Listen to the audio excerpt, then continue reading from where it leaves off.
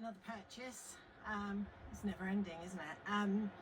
This one is to replace, we had a cool box that used to be Chris's years ago, that he used to take in the car, and it was probably about sort of half this size, and used to slot behind one of the car seats if we ever went out and we went to a cottage to stay, because we need it for the dog food, for the frozen dog food, because our girls are fed raw.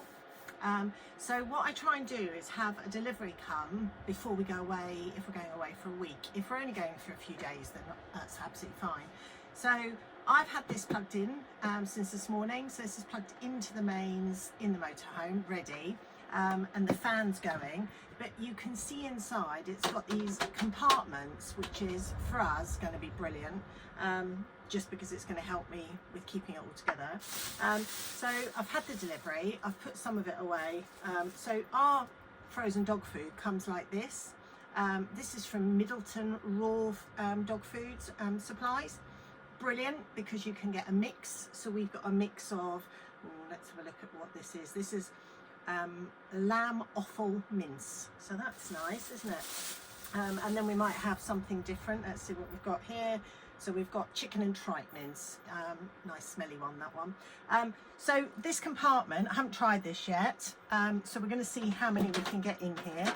So I need 21 of these for a week's supply to take for the girls. And what I do try and do is I try to have extra, just so that if we sort of happen to like where we are, which we've done before, we might stay an extra day. So I am learning to do that. If I've forgotten to take extra raw food, then they will get a treat and they will get a tinned dog food. We're not precious about it. The girls are precious, after all. They're rescued, and if you know their story, they were dumped in the hills and had to scavenge themselves, which is very sad, and they would eat anything basically, just to survive. So what we're doing is we would give them some tinned food if we haven't got enough of the raw, and we call that their McDonald's. So it's a bit like you and I going away and having a McDonald's as a little treat. So we joke with them and say they're having a McDonald's. Not that they understand what they're saying, but there we go. So that is 24 raw dog food, which means that I've got one extra day, which is great. We have to take vegetables. These I get from Lidl, because the girls, we mix the raw with the fresh, the frozen vegetables, and that is their veg mix. So we'll just see how much we can get there. So I've got 4 bags. So that's that. And then I wanted to see if I had enough room, and hey presto, I actually have, which is amazing. So I'll just check, actually I can shut it. Yeah, it can still shut it, so that's good.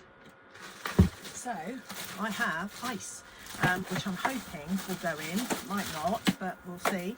So I'm going to move these to this compartment and see if that's any better. And then put the ice there. Is that going to go? Yes, just about. So there's one more dog food. There we go. That'll do it.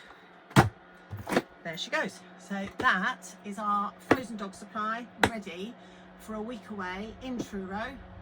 So yeah, 40 litres from Halfords. Seen lots online that you can get from, obviously Go Outdoors, etc. But we loved the Halfords one that we had before and knew it was reliable. This one is, in fact, it's got a handle either side. In fact, I probably can't lift it now, but I will show you.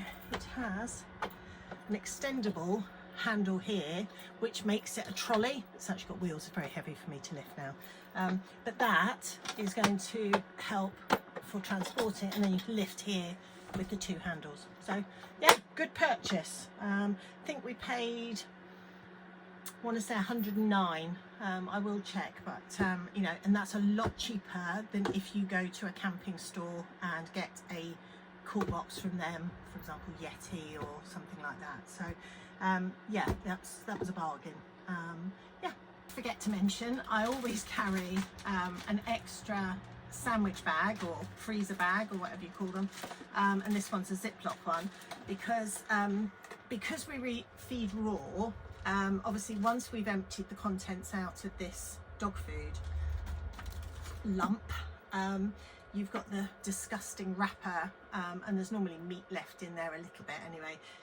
So one thing I did learn to prevent obviously maggots or anything warm in other people's bins, etc., is to put all the empty sachets into this, and then they go back in the freezer until we get home, and then I dispose of them on the day the bin is collected. So they get disposed of frozen rather than raw meat that can get maggots. So yeah, just thought I'd share